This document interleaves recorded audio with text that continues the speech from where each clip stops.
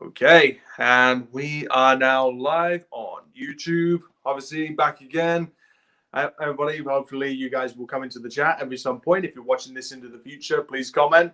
But I'm back with another guest, which I've been hoping to get on here for quite a long time, which is Dark Paranormal Investigator, and who's been very critical of me over the last 2 years or so. And obviously, had like a bunch of chats back and forth about anything to do with serial killers and all that kind of jazz. So we're going to get into that a little bit in the future. First of all, thanks for so much for finally being on this. Yeah, no problem. Thanks for having me. Yeah, obviously the first question that I have to ask, even though I might already know the answers, obviously other people may not. Where did the paranormal start? How did you get into this world? How did you get into this world, dude? Well, I know you don't like to mention names on here, but I don't care. I'll try this not this to. is live. You can say whatever you want. I don't care. You want me to mention names then? It's up to you. I don't mind. Okay, well, about a few years ago, I discovered Huff Paranormal on YouTube, as I think almost all of us have. And I was pretty skeptical of his videos, and so I basically just wanted to try it for myself. Um, I was 100% skeptic before I tried it, but I told myself, uh, how can I say it's fake if I don't try it? And so I researched online what's the best EVP recorder, and everybody said it was the DR60. And so I went on eBay, dropped $1,000 on the DR60, and as soon as it came in the mail, I just sat in my room all day and just tried it. And about 70 to 80 tries in, I got my first one that I thought was a real EVP. And then right after that first one, about 2 to 3 rolled in right after it, which was kind of weird because it took me about 80 tries just to get the first one. But then once the first one came in, just a couple more like rolled in right away. And so then I knew that there was definitely something to it, and I just kept going. Yeah, just kept on plugging away. But with the DR60, it's been marketed so much on eBay and such as the telephone to the dead. I don't have one. I can't really judge. Do you necessarily believe that it's successful 100% of the time as it's advertised? Well, it's definitely not 100% of the time. But I would say that you do get EVPs on it more than other recorders that I've seen, because I have tested a few and I've seen other people test a few, and I've never even actually gotten an EVP on a different recorder yet. But then again, I haven't tried as much as I did with the DR60. I actually, hang on, let me grab this recorder. It's right over here. This is the recorder. I actually have 2 recorders, but I don't know where the other one is. I think it's in my case somewhere. But this is one of the ones I have right now. Yeah. It's a Sony one. And then I have another one, which is like the updated version of this one. It's black, and it has like a pop-out like USB thing in it. So those are the 2 I have right now. And I've tried a couple EVPs on those ones, but I've never been successful with those ones yet. So yeah, and obviously over time, which like I've seen and just been keeping track, keeping progress, because you've been in this just a little bit longer than what I have. But wasn't it the PSP7 that was originally the originator that started you off, same as me? Yeah, I think the PSP7 was the first radio scanner that I picked up, and I would say to this day it's still the best, even though a lot of people would disagree.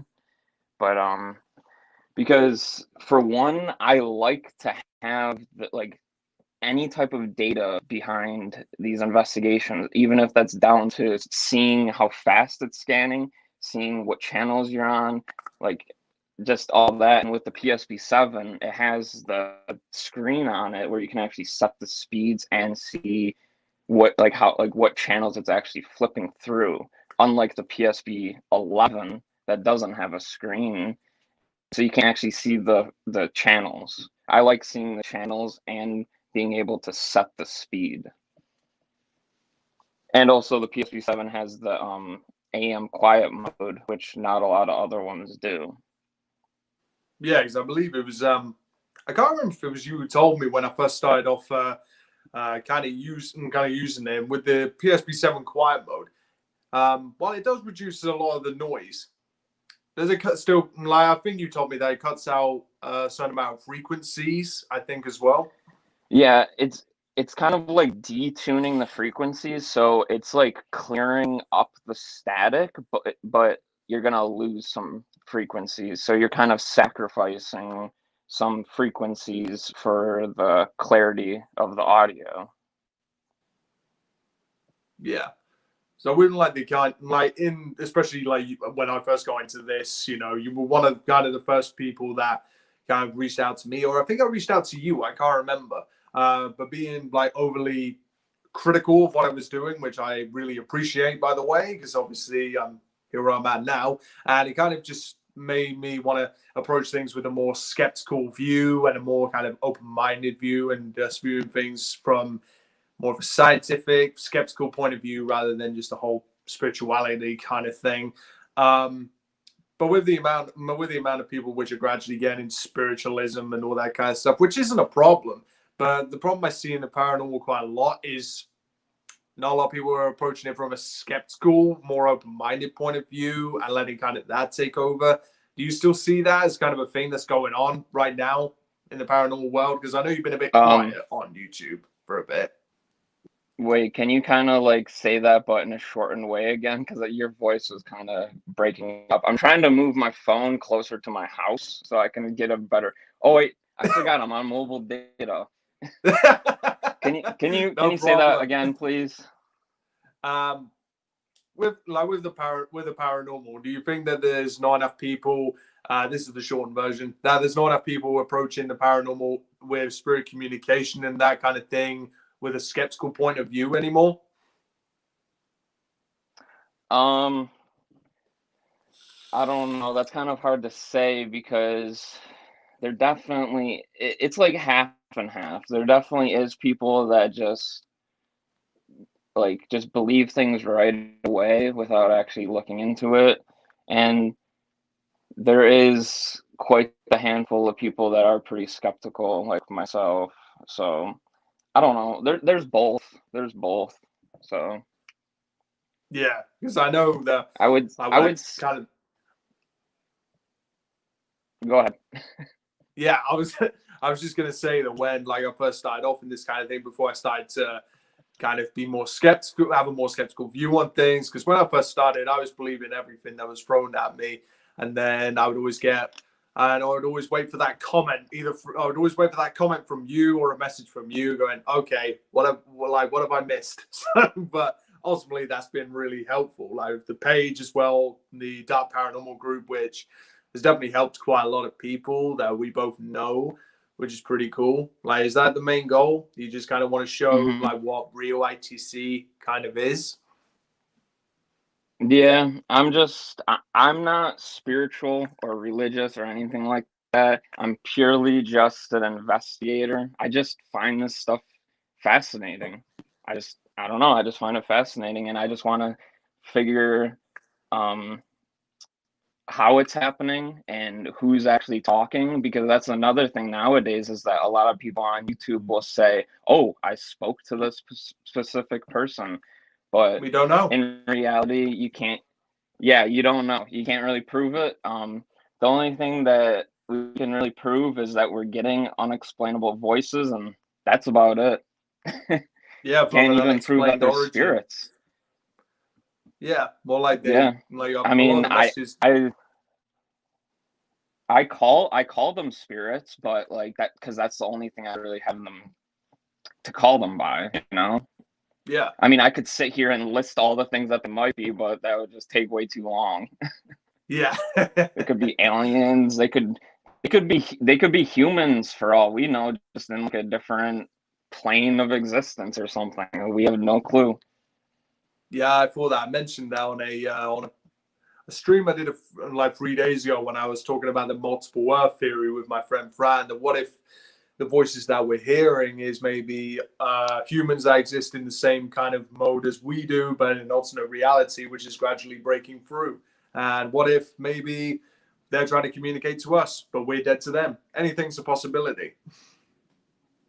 I was actually just watching a interview with the Warrens. They were doing an interview with a family that was reporting paranormal activity in their house. And now I know everyone, the Warrens are passed away now. This was recorded like a long time ago.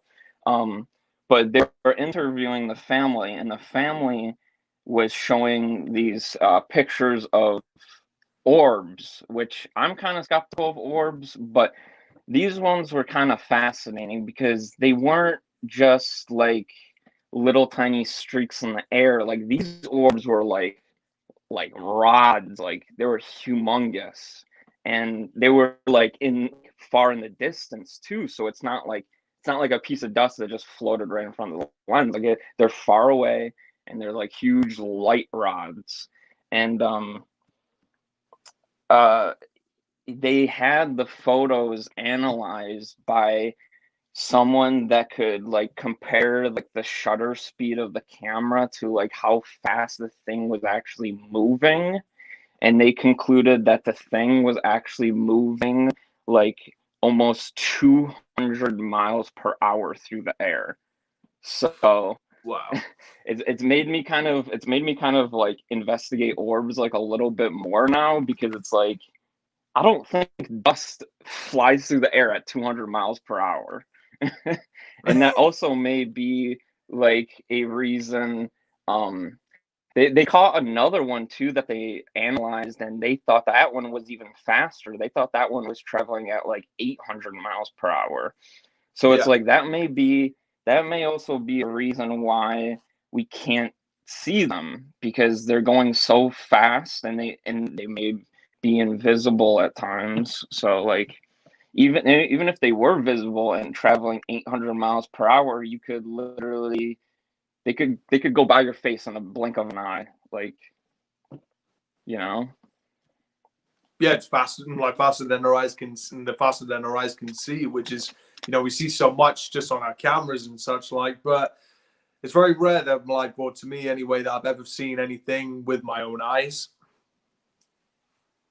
I have actually seen something, but I don't know if it was just my eyes playing tricks on me or what, but I was walking out of the bathroom on the middle floor of my house, and it was kind of dark, and there was like no lights on.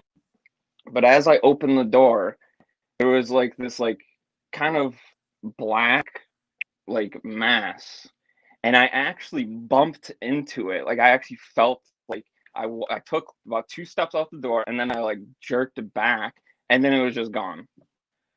But wow, like I don't know if it was just like my eyes readjusting from being in the bathroom, because the bathroom light was on when I was in the bathroom, and then when I walked out it was darkness.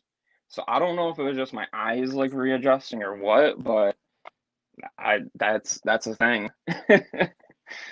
Well, like, you're still trying to like figure it out and just kind of trying to rationalize everything in your mind. There's everything in the paranormal you have to try and rationalize with yourself, and just try and find another explanation if you can, to try and debunk your own evidence in a way. Yeah. I don't think I ever even told much people about that one. And then there's also, which I'm not really I'm like, I'm fine with like other people telling their stories and whatever, but I'm just not the type of person to really make a video me just telling a story. Like if I'm gonna get on camera to post evidence, like I want to actually have evidence. Like I'm not just gonna come on camera and be like, yo everyone, I saw this black mist, but I don't have any proof of it. Like that's just not the type of person I am, you know. Oh, thanks. I feel like kind of an idiot sharing my stories.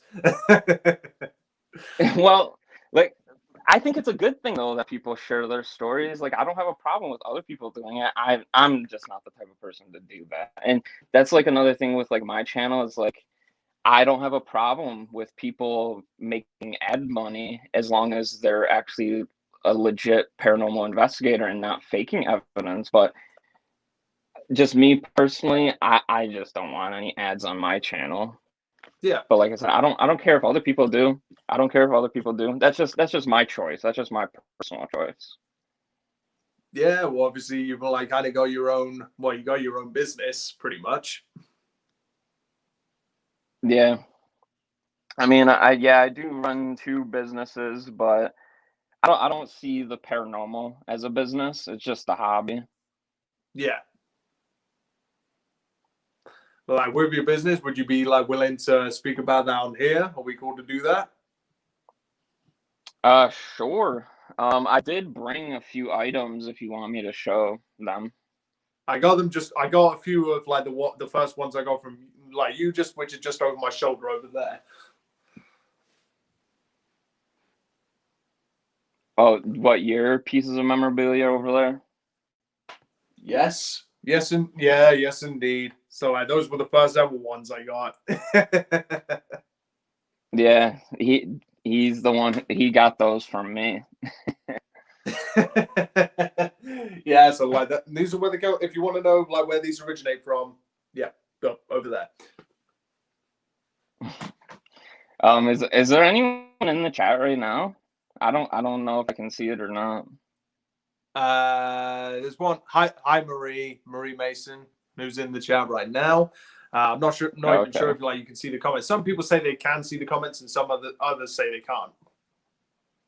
Well, I think I can. I just have to like click a couple buttons, but whatever. I was just curious if anyone was asking anything. But yeah, I did bring a few items out to my studio if you want me to show them. Yeah, what did you bring? All right, well here, let me grab this first one over here.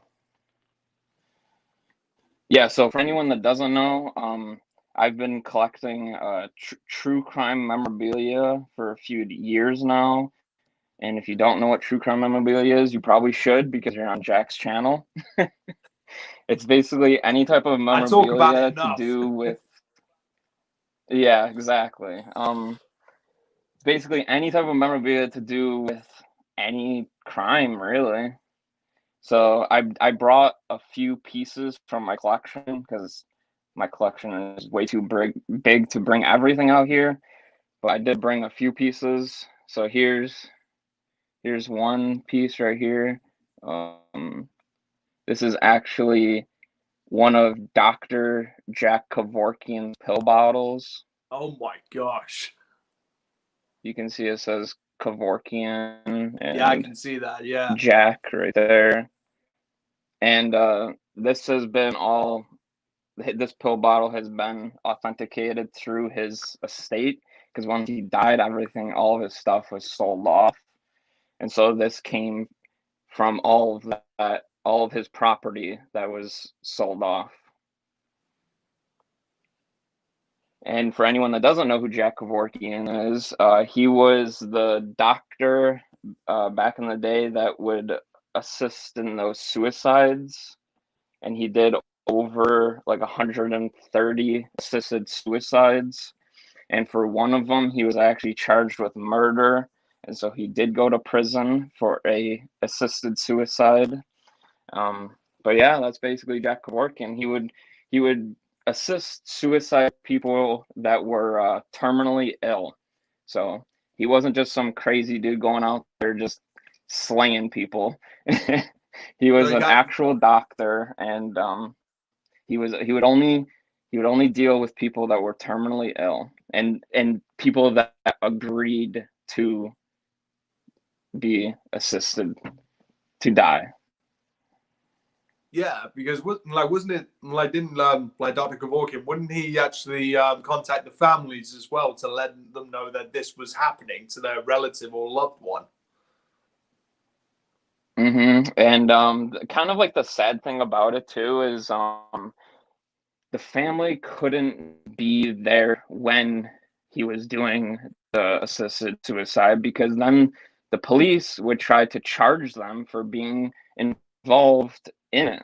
And so he had to tell the families to stay away and don't be part of it. And which is kind of sad, because if you're gonna like kill yourself in that type of way, like, I feel like it's kind of, it would be nice to have family there. Yeah. If they want to be there, which all of the I would say almost all of the assisted suicides that I've seen online, because nowadays, because Jack Kevorkian, he was from a while ago. Nowadays, it's allowed in some places, and I've seen interviews and videos of people getting assisted to die, and usually they have family sitting right next to them all the way up until they die. Yeah, because I'm not sure. I'm not sure if like you have that in the States. You can tell me if you do, but as far as I know, it's only places like some places in Europe, like Norway and Sweden, I think, the only ones I know of that do that. Yeah, I'm not 100% sure exactly where it's allowed and what's not. I'm not too curious about figuring out where it's allowed, because I don't plan on being assisted. I don't plan on being assisted to die, so I'm not too curious on figuring where it's allowed and where it's not. I just know of Jack Kevorkian's case, and that's about it. As far as assisted suicides and watching videos of other people being assisted suicide. Yeah. So leading into that, what's the first piece of true crime memorabilia that you ever got? Well, that's kind of 50-50, because the very first piece I got, because a lot of people, when you say true crime memorabilia, they think of a murderer or a serial killer.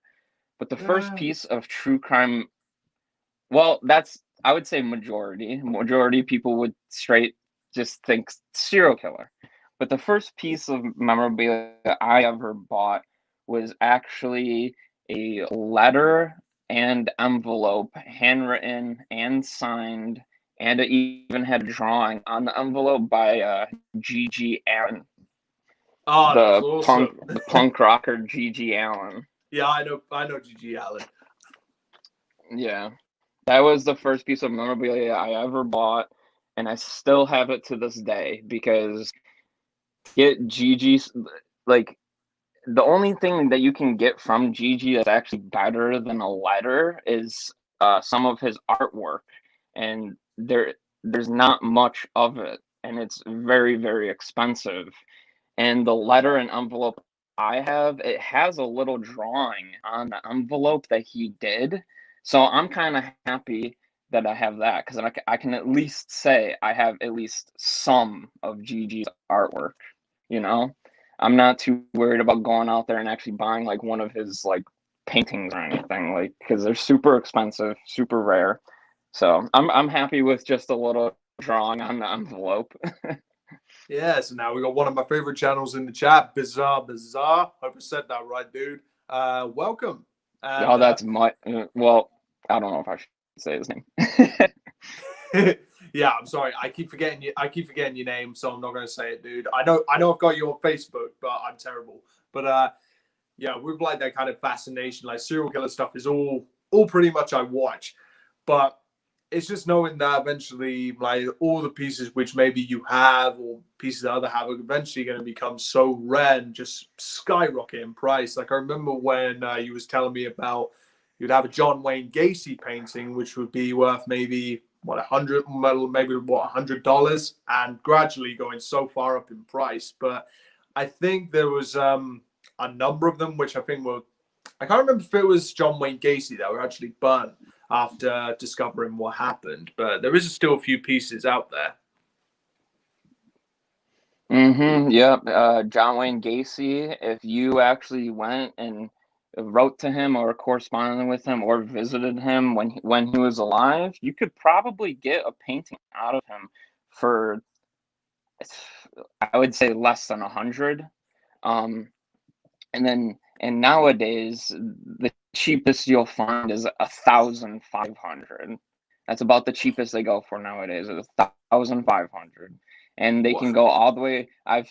There's this one of a kind Gacy painting, so you can't really compare it to anything else, and it's listed right now for $175,000.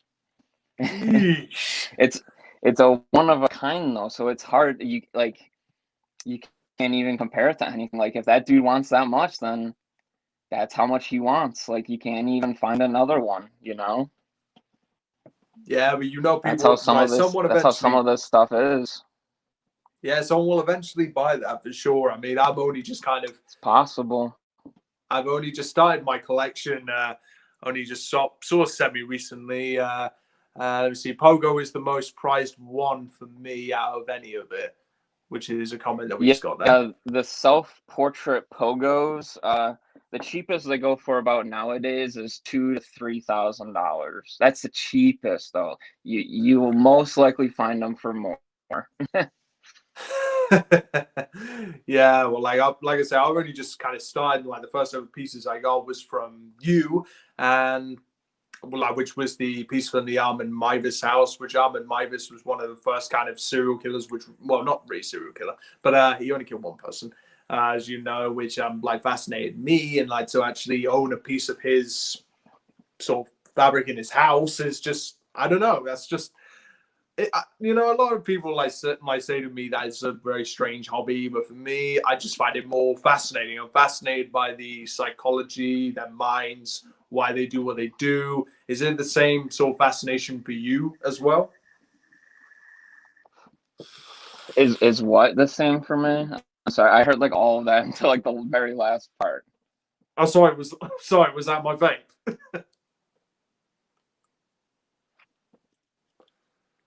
He must have got some interference just from that. But yeah, like with the fascination with serial killers and such, and with what you do, is it more why they do what they do? Is it like more about how their minds work, how they tick? Like, where is that fascination? Why are you so interested in that? It is kind of like how their minds work and stuff like that. Like, how I would say most people get interested in it is just like the research and why they did those things. But I find it fascinating to actually collect memorabilia, because you can actually read letters exactly from their mouth, like from their writing. It's not like an author or anything like twisting their words, like, because that does happen. Is books and movies come out and they're not always 100% accurate, and so I would prefer to actually hear it from them, even if they are lying, because then if I discover that they're lying, then that adds to their personality, and I can see kind of like how they're acting and stuff like that. And it's interesting to collect the memorabilia, because you can also figure out like personal items that they had and kind of like how they were, or like artwork is pretty popular. You can kind of see how they imagine things like through their artwork, because sometimes a lot of their artwork has like a lot of meaning behind it, that they actually sneak like images into it, and that mean like different things. And so like all of that is kind of interesting to me, and it's kind of like it's the best that you can get to actually like pulling an image out of their heads and putting it down on paper. And so that's kind of why I'm interested in. Yeah. So let me see. Just got a comment from Bizarre. Here, I'll grab one more piece. Yeah, I suppose so. Here's actually another one. This is an artwork piece. It's a drawing of a dog. And I don't know if you can see. My camera's like backwards on it. Right there. Who's that? It's signed Rifkin. J. Rifkin. Joel Rifkin. He was dubbed Joel the Ripper and America's Jack the Ripper.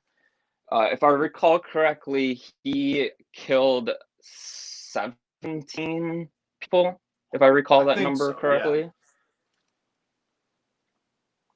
What'd you say? I said I think so. Oh, you think so too? Yeah, well, yeah, I think it was maybe 17 people. And I only watched the documentary a little while ago, and now I can't remember.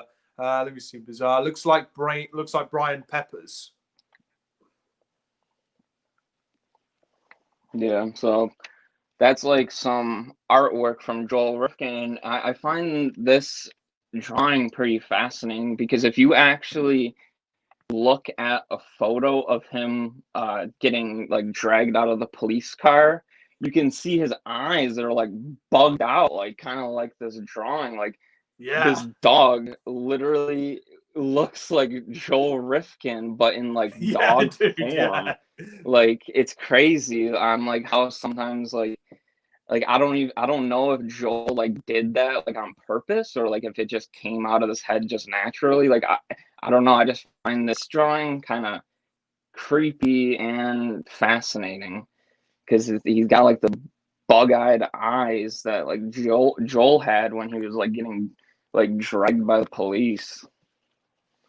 There's an image of Joel online that you can find of him having his eyes like bugged out online. If you just type in Joel Rifkin online, you can probably find that picture. I'll definitely take a look right afterwards for sure. Yeah, I can probably find it pretty easily for you and send it to you too if you want. Yeah, but obviously there is quite a few people that have been pen pals with certain people as well. Who'd you say is like is there like, can you just like name off a select few that you have corresponded with before? That I what before? Yeah, who have you corresponded with before? Oh, who I've corresponded with? Well, usually I don't like to say, but since I don't really correspond with anyone anymore, I don't really care about saying who I corresponded with before. Um, the I think the first person I ever wrote to was Ted Kaczynski, the Unabomber, but sadly he did not write back, so I didn't get anything directly from Ted. And then the second person I wrote to was Keith Jesperson, the Happy Face Killer, and he did write back, and so I did receive a letter back from him, and we wrote back and forth for a couple of years, and I received a couple of pieces of artwork from him and other kind of just random things. What's kind of creepy is that he actually printed out some like evil happy faces and he sent them to me because he's known as the Happy Face Killer, and he's not allowed to draw happy faces anymore, and so he kind of played a loophole and printed them instead of drawing them, and he was allowed to print them, and so he printed some out and sent me a sheet that has some evil happy faces on it, and it says happy holidays, Devin. Yeah, I think I've seen that before. I can't remember if you sent me a picture of Yeah, that, but I definitely have seen it before. I probably have showed it to you before, but the the thing with Keith is I wrote him for a couple of years. I got letters, signed photos, artwork. Uh, there was even a book written about him, and he printed out a flyer of the book and signed it and sent it to me. Like he was sending me a bunch of different stuff, but sadly, someday he just stopped writing back. I don't know why. I I wrote a letter to him, and I waited a while, never heard anything back.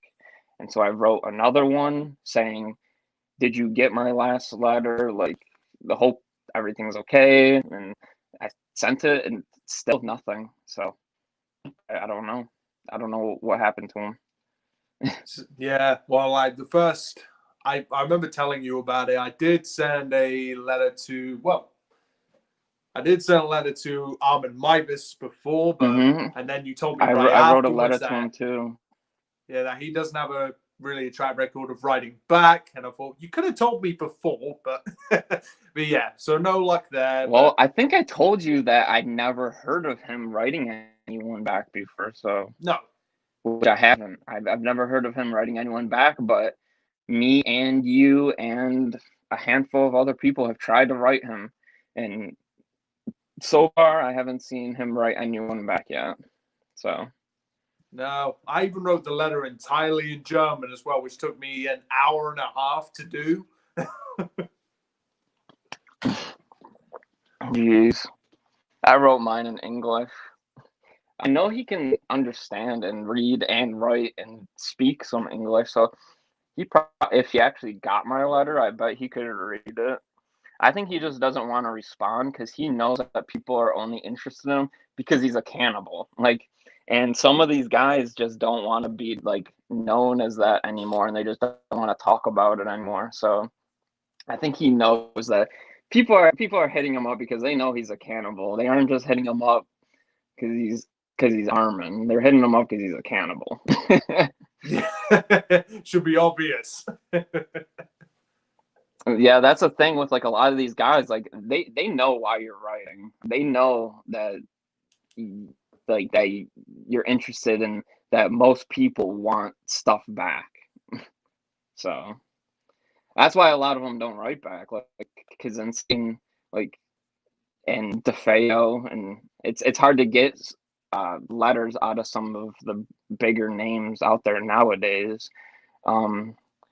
Back then it was a little bit easier because I heard that BTK would write people back a lot more frequently back like a while ago, but nowadays and after his stroke, I heard that he doesn't write people that much anymore. Yeah. I try to write a letter to Raider, to BTK, but I didn't get anything back.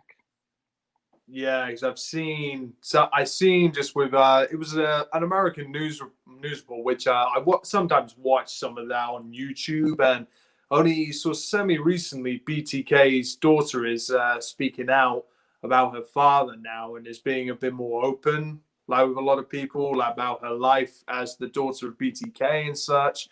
Which I believe is BTK, which has been it's a about 45-minute long documentary, but my God, it's amazing. Like just to hear what she says about her father. Yeah, BTK sure was a strange guy. Yeah, and then he's definitely one of like the more meticulous serial killers that are out there. He was very meticulous about things, and still to this day he is still like very very nitpicky with people, because even if he does write you back nowadays, like I've seen him like grade people. Like he'll be like, oh, you get an 8 out of 10 for being a friend. Like he's like he like grades and like rates people on how they correspond. Like, dude, like chill out. You're so like nitpicky and meticulous. Like just write a letter. You don't have to grade my letter. Like he's just so nitpicky with people. Like I don't, but I can kind of understand too. Like he probably gets so much like hate mail, and people are probably bugging him so much. So yeah, well, if people were bugging me that much, I might grade their letters too. Yeah, we had like even guys like Richard Kuklinski, the Iceman, who was really meticulous about his crimes and so on. And I can't remember the number of how many hits he'd done. I can't remember, but he was just a regular guy with a family, but just never told his family what he did for a living. Yeah, and most of the time these dudes are kind of just like they don't have a whole lot to do. So most of the time they will sit down and like do artwork and stuff like that to pass the time. Yeah, well, with the artwork, which I've seen that you have, which I've seen like on the site as well, which I'll leave down below. It's amazing. Like, obviously, they'll have a lot of free time to do whatever, whether that's writing letters, even doing artwork, which some of the artwork I have seen is really freaking good. It's brilliant. And I was like, piece like, I wish I had that in my house. Some of them are really good artists. Like Keith is super good artist. He the last piece of artwork I ever got from him was like this big, huge, like orange, like demon, and it was all done in colored pencil, and it's super, super good. But then there's other guys like I don't know, like Jablonski or Haddon Clark, and they're not so good, and they kind of just doodle on paper and slap some paint onto a canvas. Like they're not that great. But there is sure some serial killers that if they weren't serial killers, they probably could have made some good money out of their art. Especially like the guest that you had before, Nico. He's a super good artist too. Yeah, he's really good, and he actually. Yeah, he put a lot of his own art into the serial killer cookbook. Yeah. I think that some of his older art, though, he's always trying out new things. Like you see, like he did like the black paper with like the charcoal or whatever. Like he's always trying new things. He does like paintings, charcoal ones, black paper, white paper, all different types of stuff. Yeah, there's Dahmer. Yeah, like that looks awesome to me. It looks like a really good job on it. I have a couple pieces of Nico's art that he sent me directly. I have one that's actually a self-portrait of himself, and so he actually drew himself, and then I bought it, and he sent it to me. And then I have another one where he did a painting of me, so it's actually a portrait of me, and I bought that one from him too. Wow. Yeah, I've seen with what he's doing over at Serial Pleasures, where he's selling like his art and so on, a few Ouija boards here and there, making serial killer themed sex toys. Yeah, serial killer sex toys. It seems pretty popular. Not my cup of tea, but hey, if he can do it, he can go for it. Yeah, which is why when me and him have chatted over time, and he said that he gets loads of reviews from sex workers and so on, which was really funny. And he's just released a Richard Ramirez one recently, and he's working on a Pogo the Clown butt plug. Yeah, it is interesting just to keep an eye on his page and see what he comes up with, because not only is it like the sex toys too, but he's also him and his partner are doing like the little like mini busts of the serial killers. Which is and anyone that doesn't know what busts are, it's basically just like an action figure. It's like the best way I can describe it, like a sculpture, like a small statue. That's basically what it is. But he does like he just did like Ed Gein and then like Jeffrey Dahmer, like little tiny busts of them. And now I think he was doing a Henry Lucas and Otis Toole one. So that one I think is still in the works. So that one will be interesting to see how it comes out. Yeah, for sure.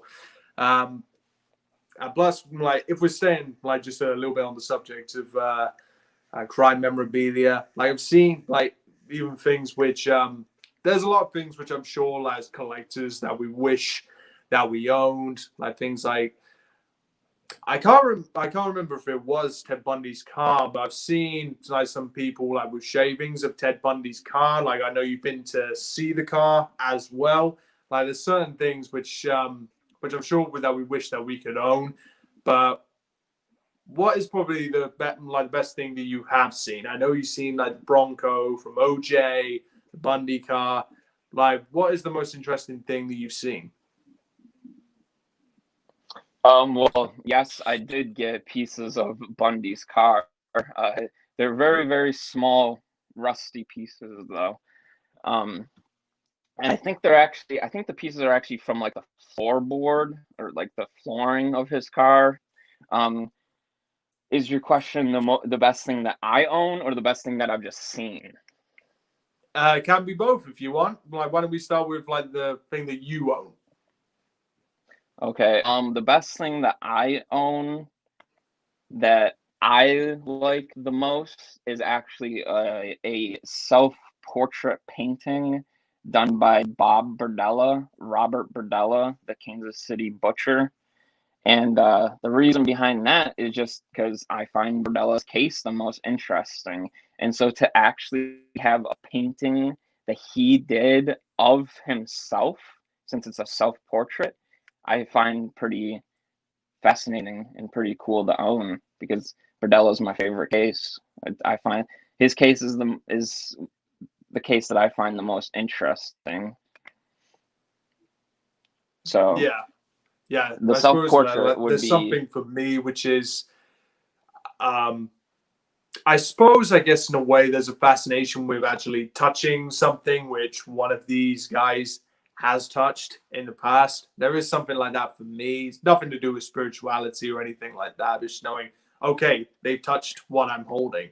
But one of my favorite things which I have in a glass case behind me is some of the dirt from Ed Gein's grave, which we were talking about the other day. And that is one of the most favorite things that I own. But I suppose I had an unlucky experience because it slid down the back of my chest of drawers and the glass cracked. Luckily, it didn't break, so I still have it in the jar. And luckily, it survived.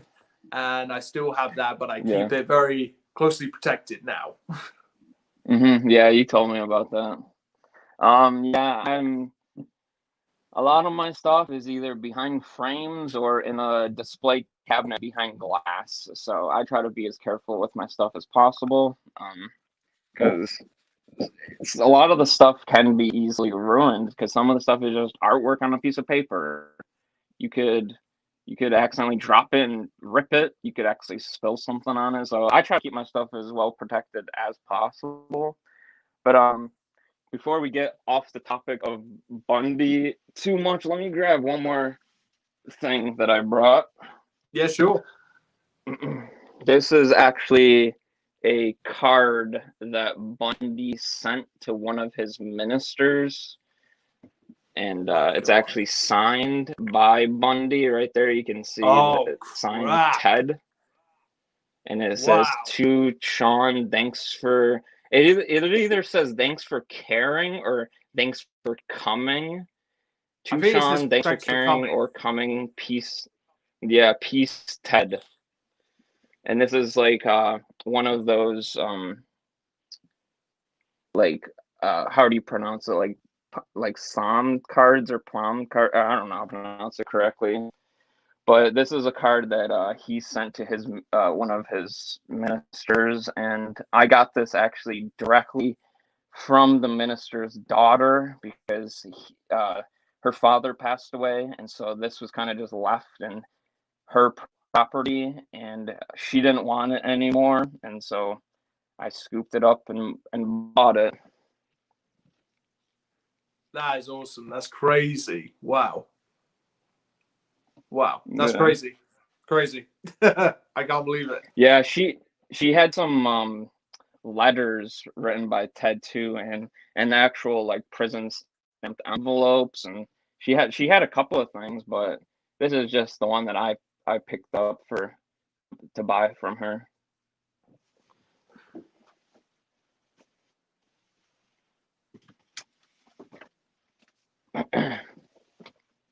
So back to your question of the best thing that I've seen.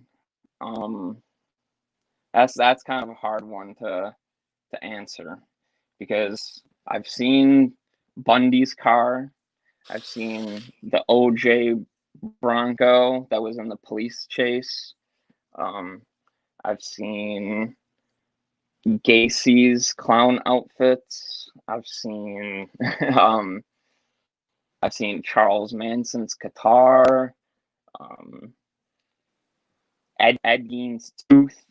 I would say probably Ed Gein's tooth would be the craziest thing that I've seen, because Ed Gein is such like a classic name when it comes to this type of stuff. He's like the grandfather of crime. Like he's probably the most popular killer and because he was a killer. He wasn't. I don't know if I would classify him as a serial killer, because a lot of the bodies that he would get, he would dig up from graves. So he wasn't killing all the people that he had. So he was more of a grave robber than a killer, really. I mean, he was a killer. He did kill two people, I think. So he definitely was a killer, but I would say he was more of a grave robber.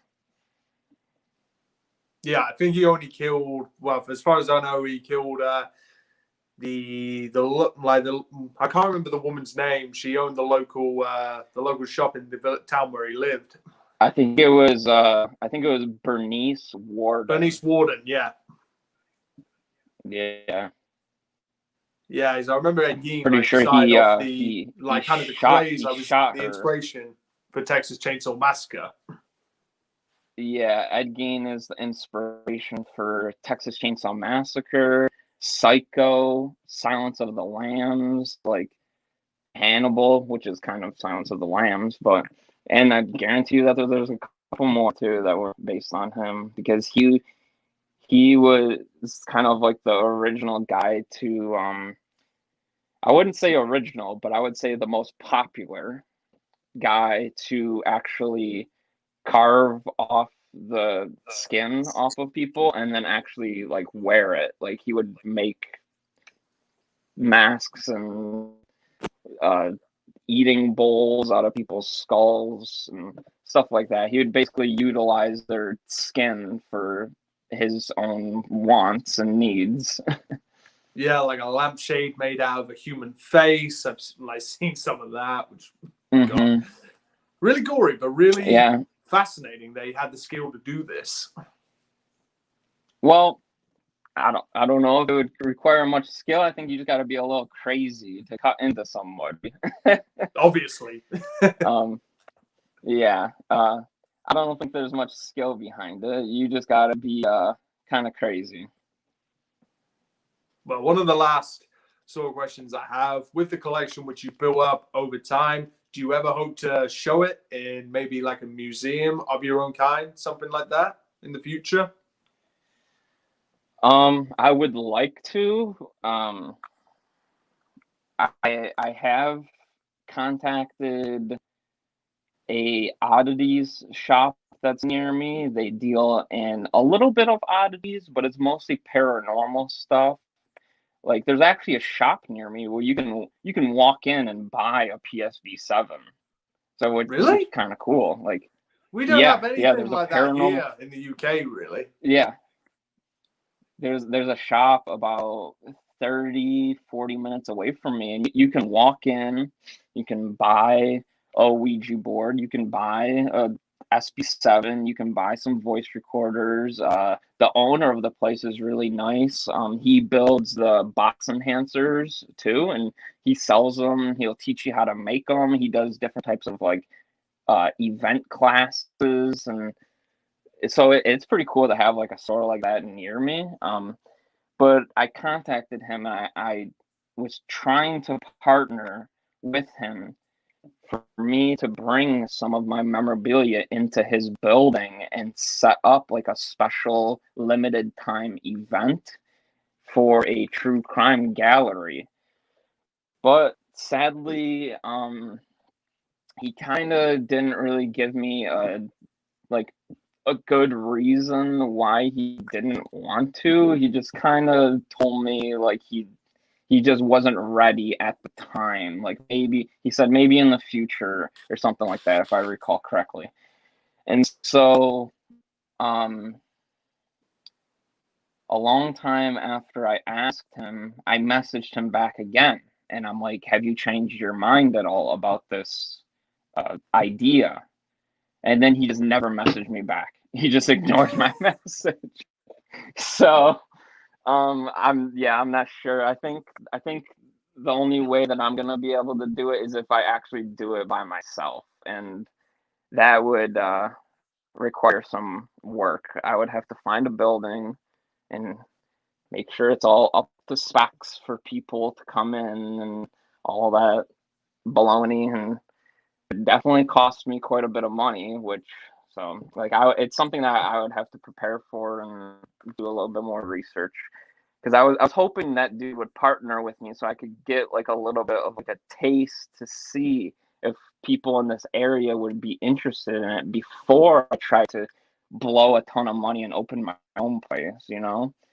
I wanted to just try just a little bit and see what it would be like. But sadly I don't think that's gonna happen. At least with like the partnering. Like who knows? I may open my own place, but as far as me partnering with someone in this area, I don't think that's going to happen. Yes, we shall see. And the very last thing is obviously you've been a little bit quiet on YouTube with the Dark Paranormal Investigator YouTube channel. Yeah, I've just been a little bit you're working on for the paranormal and such? Is there anything new that I'm working on, did you say? Is there anything new that like maybe people can expect like from your channel? Is there anything new research that you're working on? Let me think. I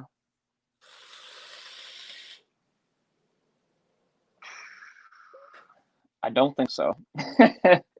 It's probably gonna be the same as far as I can tell right now. Like I'm just trying to think of like, did I get any new equipment recently? Like I'm trying to think of like, did I get anything recently? Like, but I don't think I have. I think I'm still having fun with this one right here, this big manual scanner right here. I'm still having fun with this one.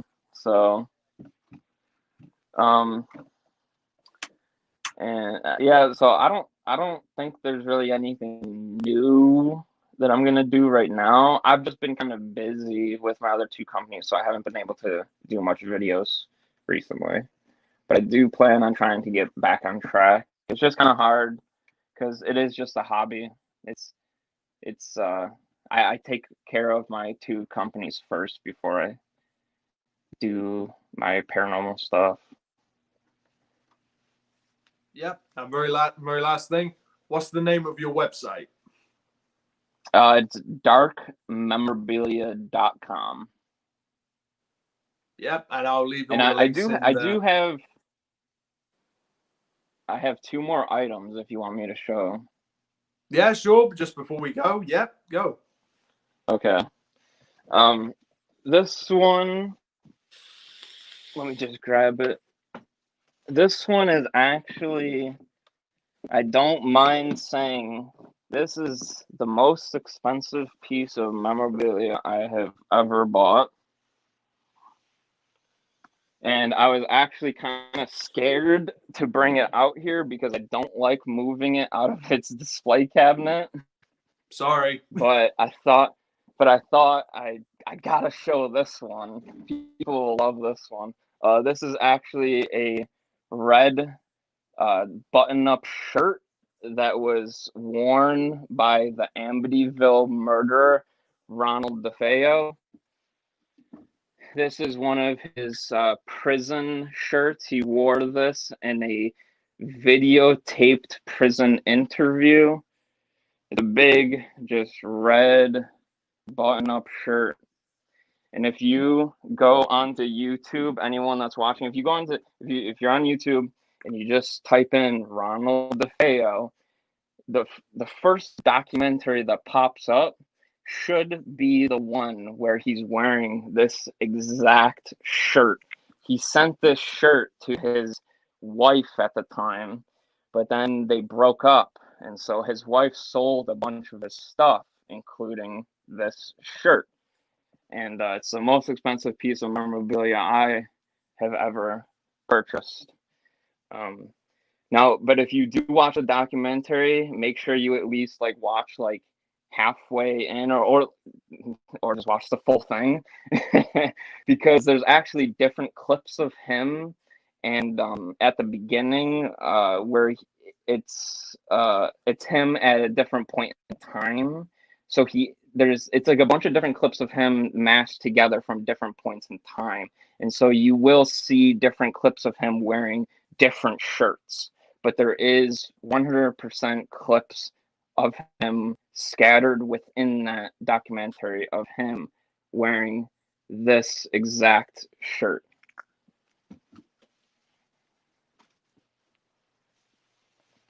Yeah, and also, guys, if you want to see any of those documentaries, I'm sure I'll find them and I'll link them down below so you can see the shirts. I have a lot better photos of it posted on my website and on my Instagram, and I have side by side so you can literally see him wearing it and then when I own it. And then there's one more thing that I brought out here that's actually not crime related, but I thought your viewers would like to see it.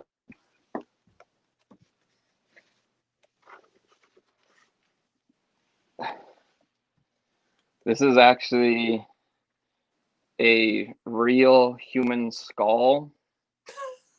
Damn. I've seen this before. Yeah, it still actually has some teeth right here in it. And the top is chopped off. I have the top though. It's right here. Oh my gosh. So here's your here's your DIY Ed Gein cereal bowl. You see, there's the top right there. Yeah, I acquired this skull not too long ago. We believe it is a female, and we think that she died in her like late 20s to early 30s maybe. But that's basically all the information I have about it. So there it is. That is creepy. It just proves that you can acquire anything in this world these days. Yep.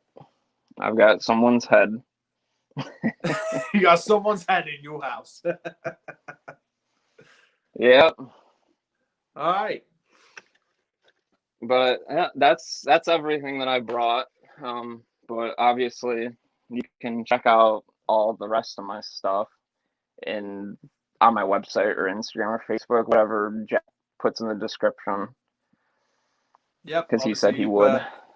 For anybody who's been in the chat or anybody who is going to be watching this in the future, everything's going to be linked down below, from the YouTube channel to the website, Instagram, and so on. I'll link everything down below. The main thing, yeah, thank you so much for joining me after like convincing you to try and be on here. No problem. Thanks for having me. No worries. Thank you so much. I'm down to do this again in the future if you want. Yeah, maybe some other topics or questions. Yep, definitely in the future, for sure. Thank you so much, and I'll see you guys next time. And I'll see you with a new guest very soon, which I'll be soon to announce. So I'll see you guys later.